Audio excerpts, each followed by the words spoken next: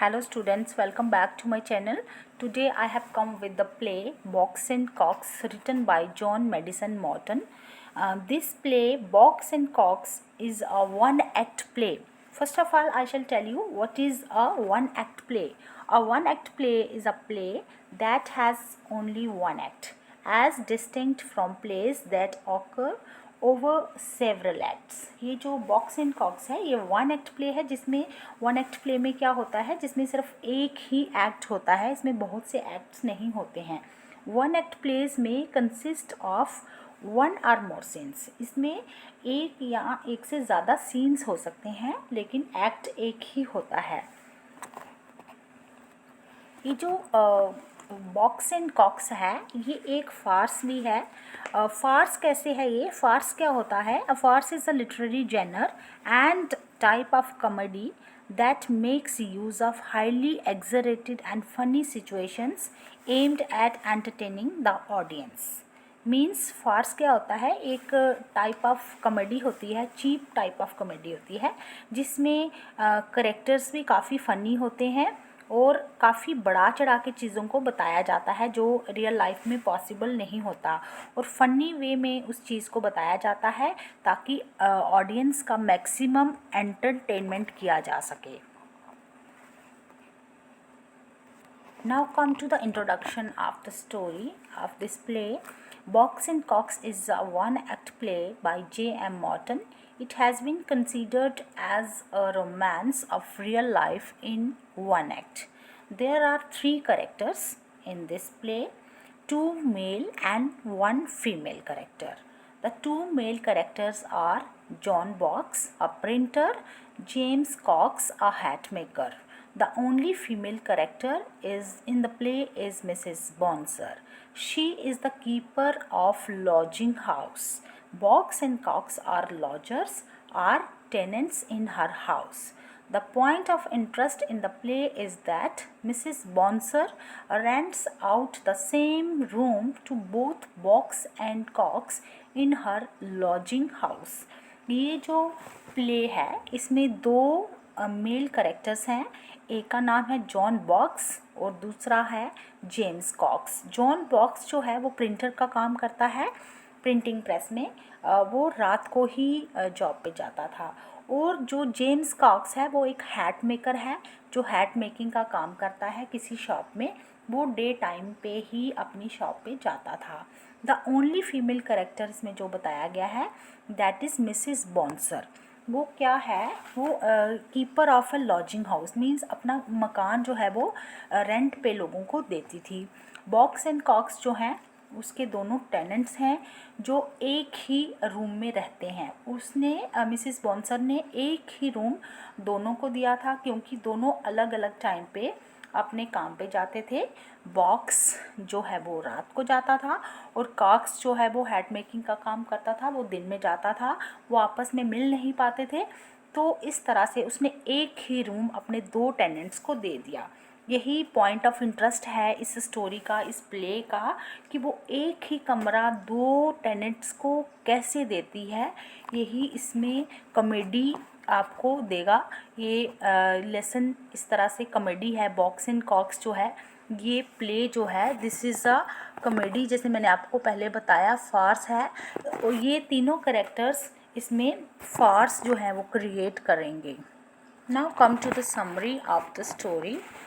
Mrs. Bonser, a London lodging housekeeper, is leaving an apartment to a double tenant. To Box, a printer on a daily newspaper, and to Cox, a hatter, the former occupying a room during the day, the latter in the night. ठीक है. ये Mrs bouncer ने एक ही room दो tenants को दिया है, box को और कॉक्स को, जो एक उसमें से रात को काम पे जाता था और एक दिन में जाता था, और दोनों आपस में मिल नहीं पाते थे. एक ही रूम उन्होंने ऑक्यूपाई किया था. They usually meet up on the lodging house stairs when one comes in from work while the other goes out. but neither has any idea that Mrs. Bonser leaves her room to the other. लेकिन दोनों में से किसी भी logger को ये idea भी नहीं था कि मिसेस बॉन्सर ने एक ही रूम दो टेनेंट्स को दिया हुआ है, जबकि वो दोनों जो लॉजर्स थे वो स्टेयर्स पे अक्सर मिलते थे, लेकिन फिर भी उनको पता नहीं चलता था कि ये सेकंड पर्सन कौन है जो हमेशा सीढ़ियों में उसको मिलता था, लेकिन कभी भी वो रूम में नहीं मिल पाए थे। Cox, suspicious of Mrs. Bonser's use of his flat during the day, complains to her that his coal continues to disappear. अब कॉक्स क्या है जिसको हमेशा डाउट रहता था कि मिसेस बॉन्सर उसके फ्लैट में अक्सर आती है, उसके रूम में अक्सर आती है, तो वो कंप्लेन करता है कि मेरा कोल इतनी जल्दी कहाँ डिसअपियर हो रहा है। वो मिसेस बॉन्सर के साथ कंप्लेन करता है कि अक्सर मेरा कोल जब मैं आता हूँ तो मेरा कोल ख़त्म हुआ होता है। There is a steady increase in evaporation between my candles, wood, sugar and lucifer. वो ये भी कंप्लेन करता है कि अक्सर मेरी कैंडल भी ख़त्म हुई होती है, मैं जो वुड यूज़ करता हूँ या शुगर यूज़ करता हूँ, हर चीज़ जो है वो कम कैसे हो जाती है, वो मिसिस बॉन्सर को बोलता है। He also complains that his room is full of tobacco smoke. ये भी बताता है कि मेरा रूम जब मैं आता हूँ तो टोबैको स्मोक से भरा होता है, तो उसको डाउट होता है कि शायद मिसिस बॉन्सर जो है वो टोबैको लेती है और अक्सर मेरे रूम में बैठ जाती है और वो यहाँ पे बैठ के सिगरेट लेती है। Mrs bouncer gives a number of excuses including that box who she says occupies the attic is a persistent smoker and that his smoke has to come down the chimney. अब Mrs bouncer कभी एक excuse कभी दूसरा excuse देती है कि नहीं, ऐसा तो नहीं, मैं तो नहीं करती हूँ। एक्चुअली वहाँ पे ऊपर एटिक में ऊपर वाला जो रूम है वहाँ पे बॉक्स रहता है, एक पर्सन वो अक्सर स्मोकिंग करता रहता है और उसका स्मोक जो है चिमनी से ऊपर जाने के बजाय नीचे आ जाता है। वो इस तरह के एक्सक्यूज़ देती है। Cox leaves for his work at the hat shop and on the stair passes Box, who returns from the night shift to the newspaper printer.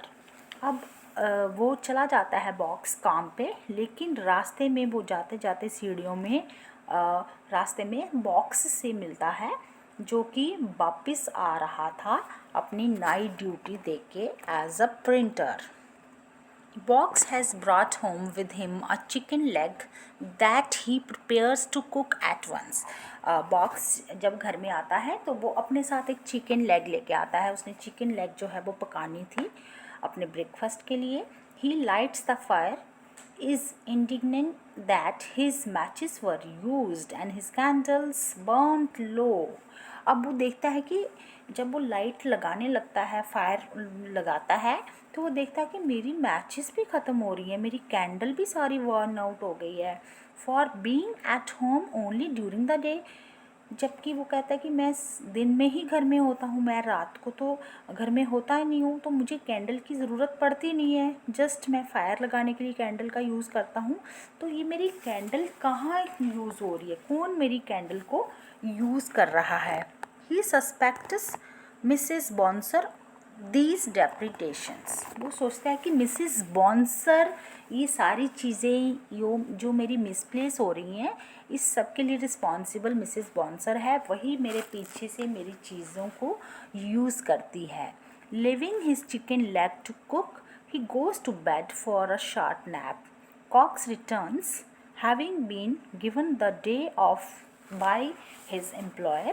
He bought a mutton chop and going to cook it on the gridiron found the fire already lit and the chicken leg on the gridiron. Box क्या करता है, अपनी chicken leg पकने के लिए छोड़ देता है फायर पे और थोड़ी देर के लिए शॉर्ट नैप के लिए चला जाता है। थोड़ी देर सोचता है कि मैं रेस्ट कर लूँ, क्योंकि वो नाइट ड्यूटी दे के आया था।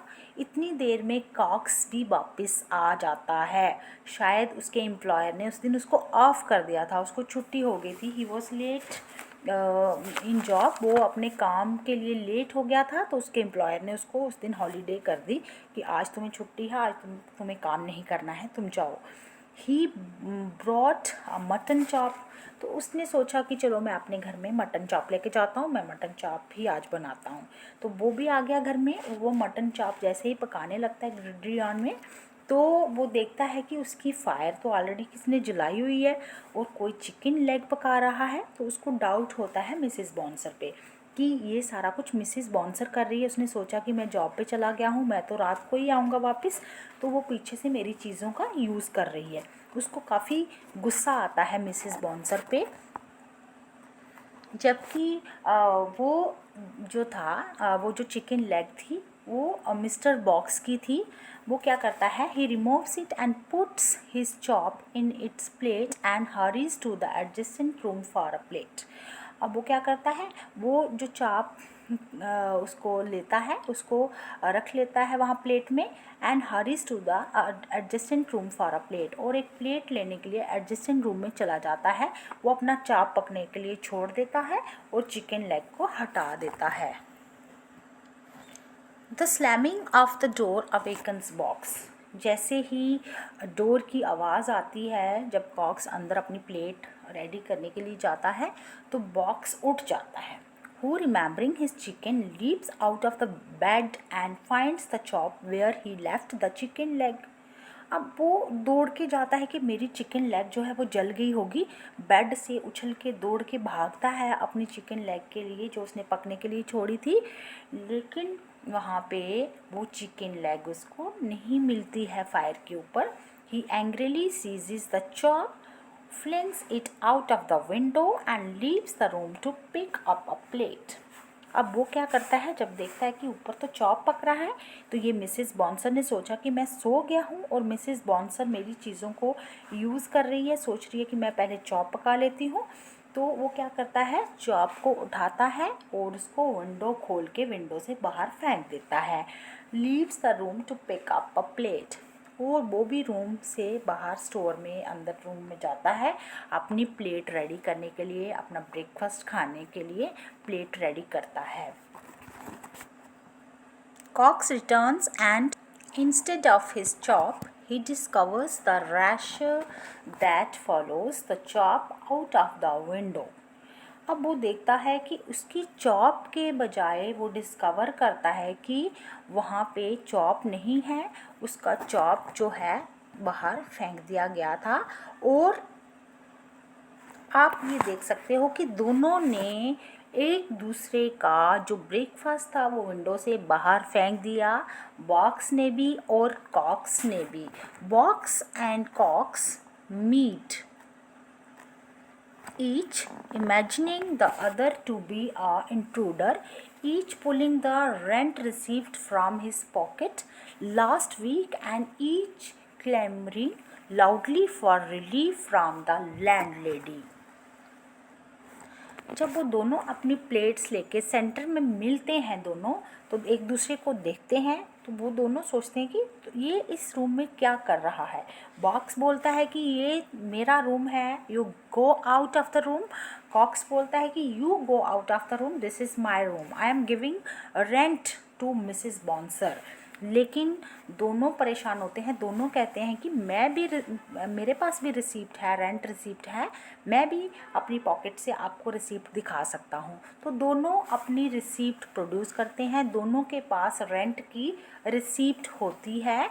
And each clamouring loudly for relief from the landlady, और दोनों भागते हुए मिसिस बॉन्सर के पास जाते हैं कि वही उनको रिलीफ दे सकती है कि एक्चुअल में सच्चाई क्या है। Mrs Bonser has to explain the mystery and she throws herself at the kindness of Box and Cox. Mrs Bonser को जो उसने मिस्ट्री रखी हुई थी, एक ही रूम 2 टेनेंट्स को दिया हुआ था, तो उसको अभी एक्सप्लेन करना पड़ता है। क्योंकि वो दोनों उसको पकड़ के घसीटना शुरू कर देते हैं। She throws herself at the kindness of Box and Cox, वो दोनों से माफ़ी मांगती है, बॉक्स से भी कॉक्स से भी, कि उसको माफ़ कर दिया जाए, उसने ये वाला जो एक्ट किया है। दे वॉन्ट हर टू से who has rented that room, वो उसको बार बार पूछते हैं कि बताओ कि ये रूम किसको रेंट पे दिया है तुमने। She tells Box and Cox that the room belongs to both, और वो एंड में कहती है कि नहीं, मैंने आप में से दोनों को ही रूम दिया है, ये रूम आप दोनों से बिलोंग करता है, मैं आप दोनों से ही रेंट ले रही थी। वो इस चीज़ को एडमिट कर लेती है। Thus the play ends and we cannot help laughing। इस तरह से प्ले का एंड होता है स्टेज पे, और हमारा हंसना जो है वो बंद नहीं होता है जब हम इस प्ले को एनेक्ट होते देखते हैं। Indeed it is an amusing play, it is a farce which makes us laugh all through। ये एक फार्स है जो हमें सारी स्टोरी में हंसाता रहता है। ये प्ले जो है, ये जो चीप टाइप ऑफ कॉमेडी है, ये फार्स है जो हमें सारी स्टोरी में, थ्रू ऑफ द स्टोरी हमें हंसाता रहेगा। This was all about the summary of the story. Thank you students, thanks for watching. Please like, subscribe and share my channel. Thank you.